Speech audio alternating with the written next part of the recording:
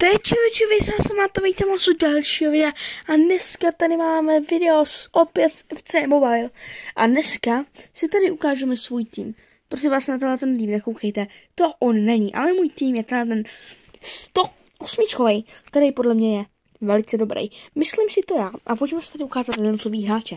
Takže první je tady Vinicius, levý křídlo samozřejmě, neskutečná rychlost, krásný dribbling, shooting, psychikálku moc podně nemá, ale je krásný. Máme tady Davora Šukera, kterýho mám velice rád a už je tady velice dlouho, ale přemýšlím, že bychom ho nahradili, protože přeci 106 není moc. A já tady mám na lavice 104 Nueze, který není vyupgradeovaný. A ještě tady někde mám Teveze, myslím, v klubu. Hero Teveze, je to možný? Jsem si jistý, že to je Teveze, ale někde by tady měl být. A ano, Teveze. Takže, kdybyste chtěli rozhodnout, jestli tam bude Nunes nebo Tevez, když Nunes, napište jedničku, když Tevez dvojku, anebo kdybych měl koupit někoho jinýho, tak kupte, tak kámo, ne kupte, dejte trojku. Protože já vážně nevím, jestli toho Šukura mám jakože nechat, ale 106 rating už není moc, protože já ho už mám vyupgradeovaný tady na levelu 4, takže celkem dost a staty jakože taky nemá úplně žádný přehnaný. 129 rychlost, 133 shooting, 104 passing, 132 dribbling a 101 psychikálka. Okay, tady George, bez kterýho nic nemusím, protože hrál samozřejmě v United, ale tady střílel gól za druhým, 148 dribbling, což je insane, 142 rychlost, 132 shooting, 127 passing. No, kdybyste se mě ptali, z čeho mě padnul mě tady z toho extra timeu. A koho tady máme dalšího? Dále tady máme Kampáňu, velice nový hráč, asi jediný prodejný hráč, který je tady v klubu. Nic moc, je už celkem starý, tady to asi úplně nemusíme rozebírat. Dále tady máme Zika, ten je taky pod z toho extra timeu a je naprosto šílený.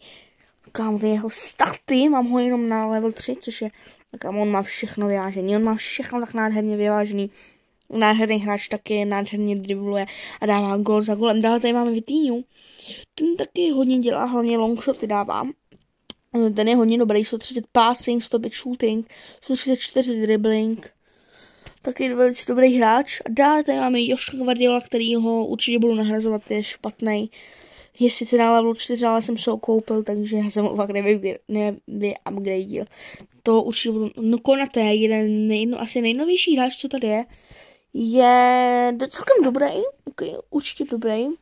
Jelikož je ještě mladý, tak se nebude vylepšovat. Tady ve FIFA se nevylepšujou sami. 138 defending, znám je lepší, ale špatný určitě není. Dále tady máme Bobbyho Moora, jednu 107 to byla v základu. A taky naprosto neskutečná 150 defending, 118 rychlost, což je na obránce úplně neskutečný. 74 shooting taky není vůbec špatný. Takže dál se tam tady přisunou na první křídlo taky James.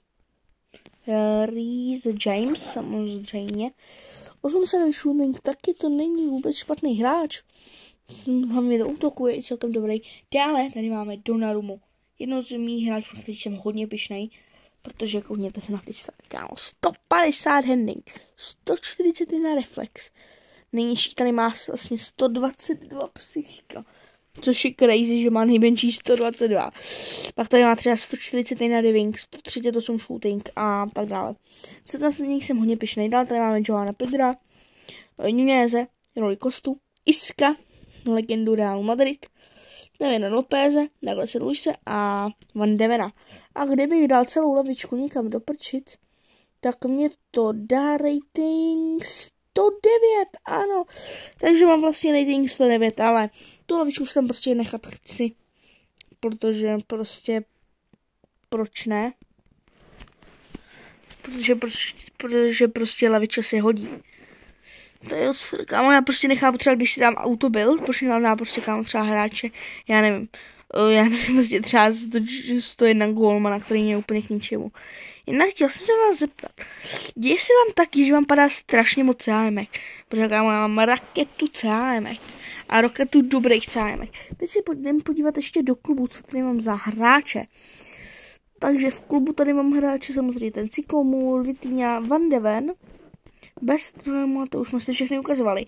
Ale pojďme se kouknout na moje prodejný hráče. Většinu jsem jich už prodal, ale kámo, koukněte na to. To je prostě raketa hráčů, který už zase taková raketa není, protože jsem po některý prodával, je to vidět, protože má 445 líčů, což si myslím, že je dost. A nejcennější na prodej, který jsem otevřel, je tady Silva. Neprodám ho, protože konečně stoupá cena. No to jsem dlouho čekal. A tohle je můj klub, no. A já jsem si tady chtěl ještě na něco s váma podívat. Chtěl jsem vám jen tak zlehka ukázat nový promo.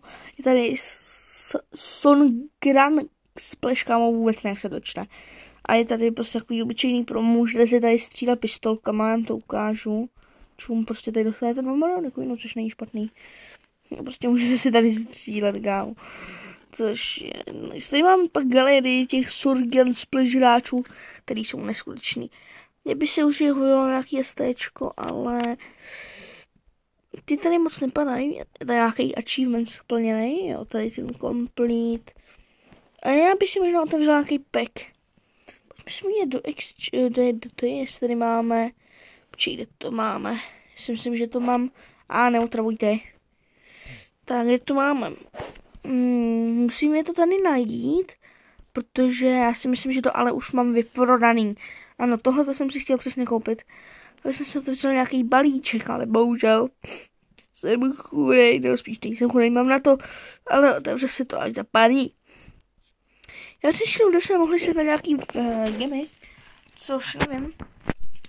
Ale furt platí, že kdybyste si mě chtěli přidat do friendu, můžete, jmenuji se Mata.cz, všechno malým. No, jenom Mata.cz bez mezer.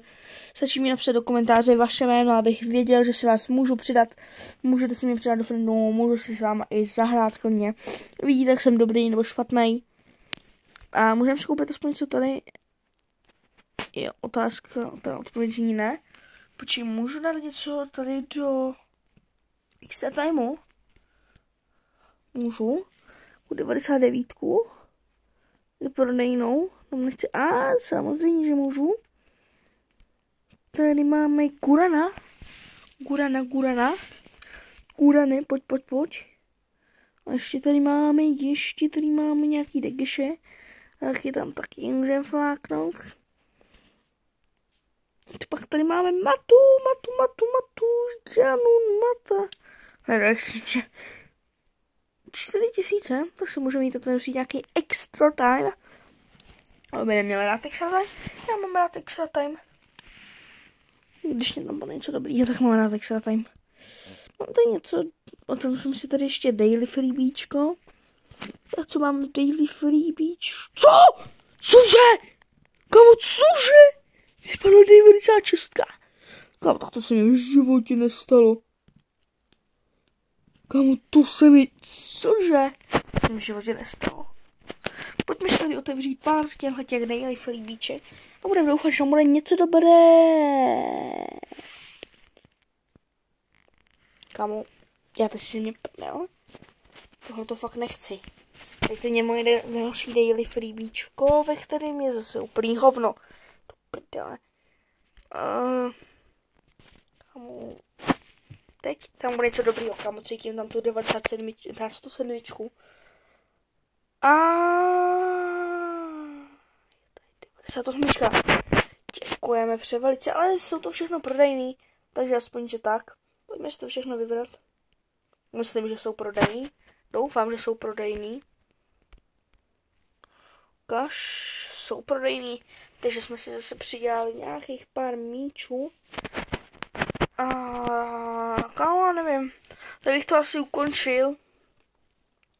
Jsem rád, že jste se to koukali sem. Dejte prosím like, odběr, kamo, nevím co ještě. Určitě se koukněte na další videa, protože videa měly vycházet obden.